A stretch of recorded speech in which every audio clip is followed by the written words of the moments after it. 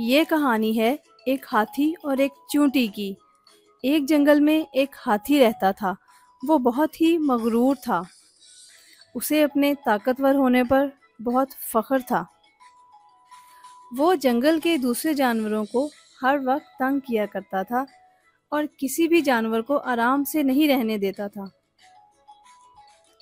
شاید ہی کوئی دن ہو جب وہ کسی کو تنگ نہ کرے۔ جنگل کے تمام جانور اس سے بہت پریشان تھے۔ ایک دن مغرور ہاتھی کا گزر ایک درخت کے پاس سے ہوا۔ اس نے درخت پر بیٹھے طوطے کو دیکھا تو کہا، طوطے میاں، کیا کر رہے ہو؟ تم نے دیکھا نہیں کون آیا ہے؟ میں جنگل کا سب سے طاقتور جانور ہوں۔ چلو مجھے جھک کر سلام کرو۔ طوطے نے جواب دیا، سلام؟ اور میں کروں؟ میں تمہیں سلام کیوں کروں؟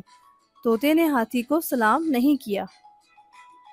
ہاتھی نے غصے سے کہا، میں تمہیں ابھی اپنی طاقت کا مزہ چکھاتا ہوں۔ یہ کہہ کر ہاتھی نے اسے اپنی طاقت دکھائی اور جس درخت پر طوطا بیٹھا تھا اسے گرا دیا تاکہ طوطا اس پر نہ بیٹھ سکے۔ طوطا ڈر کر وہاں سے اڑ گیا۔ ہاتھی نے کہا، اب پتہ چلا میں کیا کر سکتا ہوں۔ میرے سامنے تم سب کچھ بھی نہیں ہو۔ یہ کہہ کر ہاتھی آگے بڑھا اور ندی کے کنارے پانی پینے لگا۔ وہ روزانہ اسی ندی سے پانی پیتا تھا۔ اسی ندی کے پاس ایک چونٹی کا بل تھا۔ وہ ہر روز کھانے کا سامان اکٹھا کیا کرتی تھی اور ہاتھی ہر روز اسے پریشان کیا کرتا تھا۔ آج بھی کچھ ایسا ہی ہوا۔ وہ ندی کنارے پانی پی رہا تھا اور اس نے چونٹی کو دیکھا جو کھانا اٹھائے اپنے بل کی طرف جا رہی تھی۔ اس نے چونٹی سے پوچھا، چونٹی، کہاں جا رہی ہو؟ چونٹی نے جواب دیا، برسات کا موسم شروع ہونے والا ہے، اس سے پہلے میں کھانا جمع کر رہی ہوں۔ چونٹی کا جواب سن کر ہاتھی مسکرایا۔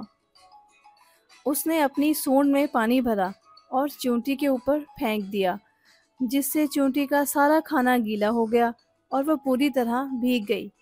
چونٹی کو ہاتھی پہ بہت غصہ آیا، لیکن وہ اس کو کچھ نہ کہہ سکی۔ اگلے دن چونٹی کھانے کی تلاش میں گھر سے نکلی کہ اس نے دیکھا ہاتھی مزے سے سو رہا ہے۔ اس کو ہاتھی کی کل کی حرکت پر غصہ تھا۔ اس کو ایک ترکیب سوجھی۔ اس نے سوچا، یہ بدلہ لینے کا بہت اچھا موقع ہے۔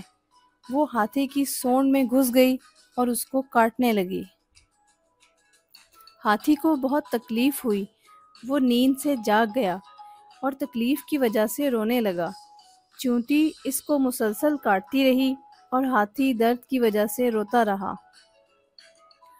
کچھ دیر بعد چونٹی اس کی سونڈ سے باہر آ گئی۔ اس کو دیکھ کر ہاتھی حیران رہ گیا۔ وہ بہت ڈر گیا تھا۔ وہ اس سے معافی مانگنے لگا۔ ہاتھی کو اپنے کیے پر بہت شرمندگی تھی۔ اس نے چونٹی سے وعدہ کیا کہ وہ آئندہ کبھی کسی کو تنگ نہیں کرے گا۔ چونٹی نے کہا، اب پتہ چلا کہ کوئی چھوٹا یا بڑا نہیں ہوتا۔ تم اپنی طاقت پر گھمنڈ مت کرو اور اس کو دوسروں کی مدد کے لیے استعمال کرو۔ تو بچوں، آپ نے دیکھا کس طرح چونٹی نے اپنی سمجھداری سے بڑے سے ہاتھی کو سبق سکھایا۔ اس لیے ہمیں کسی کو تنگ نہیں کرنا چاہیے اور ایک دوسرے کی مدد کرنی چاہیے۔